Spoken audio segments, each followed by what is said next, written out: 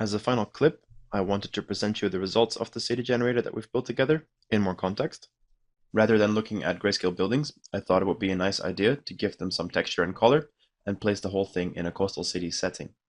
This is as much as I could squeeze out of my single machine, but you can imagine what you could pull off if you have a proper render farm at your disposal.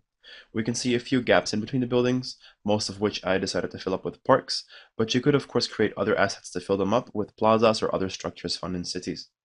There are also some residential blocks with a big tower in the middle. This is because we only used one filler cluster consisting of commercial buildings. You could choose to go back in and create a few different ones and make the system automatically switch between the right types of buildings, as we have done before in this tutorial.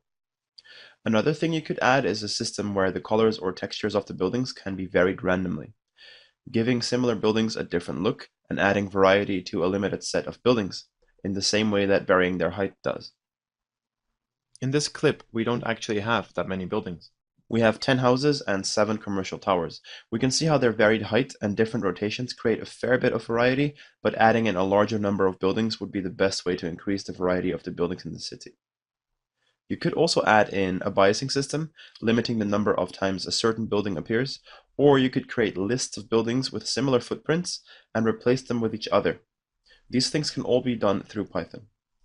Another thing you could do, using the same type of point cloud system we are using now, is add in an extra layer, another point cloud layer, to stamp or instance props onto. Think of different types of antennas, aircon units, pipes, billboards, etc. For each building, you would have to define where these props could go and generate points in that location with the correct orientation attributes so that they face the right way. You could also create a number of exhaust and chimney smoke caches and scatter those around to bring the place to life.